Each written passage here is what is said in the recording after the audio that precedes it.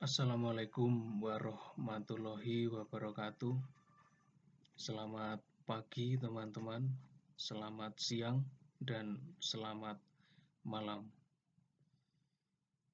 Kita membicarakan tentang wacana, analisis wacana sampai analisis wacana kritis. Puncak dari telaah kebahasaan adalah analisis wacana, bahwa bahasa yang disampaikan oleh seseorang, oleh seorang komunikator, seorang penyampai ide atau gagasan, ini nanti akan menjadi sebuah tugas bagi penerima pesan atau komunikan ini untuk dimaknakan. Pemaknaan tersebut tergantung juga harus mempertimbangkan konteks wacana. Analisis wacana itu mempertimbangkan berbagai unsur, berbagai sudut pandang keilmuan, bisa dari sudut pandang sejarah, politik, sosial, psikologi, dan seluruh bidang ilmu ini bisa dikaitkan dengan analisis wacana. Tetapi sebelum kita memasuki ke beberapa hal terkait dengan hubungannya antara beberapa bidang ilmu tersebut dengan konteks wacana dan pemaknaan kita perlu ingat bahwa bahasa itu lahir dari komunikasi manusia. Manusia berkomunikasi menggunakan bahasa. Komunikasi ini ada yang searah, ada yang dua arah. Komunikasi searah itu adalah contohnya ya seperti saat ini. Saya sampaikan ke Anda dan Anda mendengarkan atau menyimak. Dan ada komunikasi dua arah, adalah komunikasi langsung, yaitu ketika saya menyampaikan gagasan di kelas, kemudian Anda bisa langsung berinteraksi, bertanya kepada saya. Tolong diingat dua konteks kondisi yang berbeda antara komunikasi searah dan komunikasi dua arah. Dalam analisis wacana, terutama yang bermula dari komunikasi searah, misal saya menyampaikan sebuah surat yang berisi tentang gagasan atau informasi kepada Anda nanti akan menafsirkan isi surat itu dan ini adalah komunikasi searah. Anda harus mempertimbangkan konteks, kondisi, bagaimana pemaknaan dari isi surat tersebut. Pertimbangan konteksnya adalah dari berbagai sudut pandang bidang ilmu. Ketika muatan-muatan politik ini nanti harus mempertimbangkan kondisi politik, kondisi sosial. Ketika berkaitan dengan perasaan, ini nanti juga harus mempertimbangkan kondisi psikologi dari penyampai pesan. Penerima pesan dan penyampai pesan dalam konteks kondisi psikologi yang berbeda, ini nanti bisa menghasilkan pemaknaan dari kalimat-kalimat itu secara berbeda. Dari konteks sejarah juga demikian. Ketika pada masa lampau Pangeran Diponegoro melawan Belanda, pada masa dulu konteks tersebut pemerintah pada masa itu mengatakan itu adalah pemberontakan atau Pangeran Diponegoro dianggap sebagai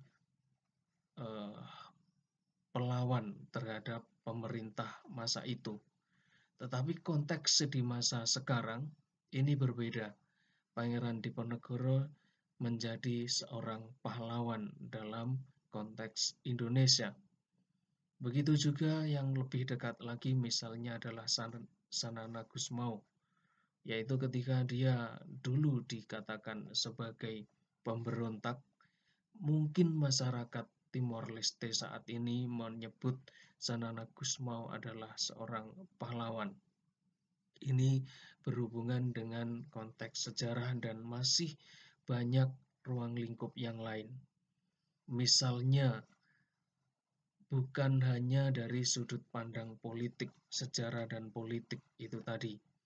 Misal lagi adalah ketika Pramudia Anantatur menulis Bumi Manusia, sejarah pada masa awal tahun 1900-an, ketika itu adalah masa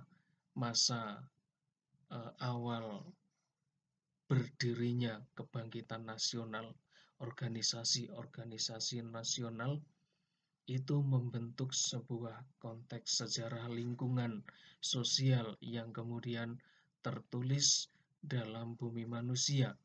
Konteks tempat setting sosial masyarakat Surabaya yang menjadi setting dari Bumi Manusia itu juga perlu dipertimbangkan. Konteks-konteks yang lain juga perlu menjadi pertimbangan. Misalnya dari bidang hukum, misalnya dari bidang sastra, misalnya dari bidang sosiologi, komunikasi, dan lain-lain.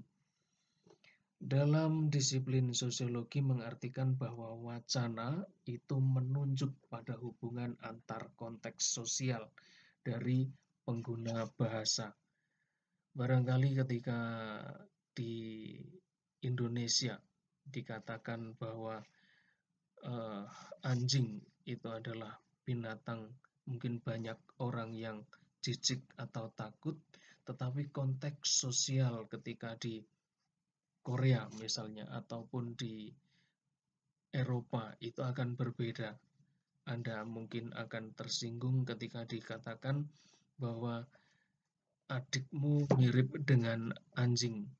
Di sini akan menjadi permasalahan, tetapi akan berbeda ketika ini konteksnya adalah budaya Korea, misalnya yang menganggap anak anjing itu adalah sesuatu yang lucu, sehingga itu tidak menjadi permasalahan. Begitu juga dengan Anda pernah mendengar tupai. Di sini orang bisa mengumpat dengan kata bajingan, dan karena orang Eropa bertanya, kenapa yang dipersalahkan adalah tupai, bajing itu. Di sini itu adalah sesuatu yang dikatakan itu tidak baik, tetapi bisa berbeda dengan konteks sosial di tempat lain, itu menjadi baik. Dan juga masih banyak, apalagi di Indonesia dengan bahasa daerah yang bermacam-macam, itu nanti akan berbeda konteks kebiasaan pembentukan kesepakatan komunikasi yang terjadi di setiap bahasa-bahasa itu. Hubungannya dalam pandangan ilmu sosiologi yang mempertimbangkan suatu wilayah budaya masyarakat. Kemudian dalam satu bahasa saja, saya punya rumah baru saja diperbaiki. Misalnya seperti kalimat itu. Satu dalam bahasa Indonesia ini punya dua tafsir. Ini juga contoh sederhana dalam mempertimbangkan konteks. Apakah rumah saya yang baru diperbaiki atau rumah saya baru kemudian diperbaiki. Itu ada dua permasalahan yang berbeda. Ada dua tafsir yang berbeda.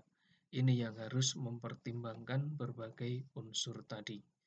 Kira-kira demikian, silakan dibaca lebih dalam lagi buku Anda berhubungan dengan wacana.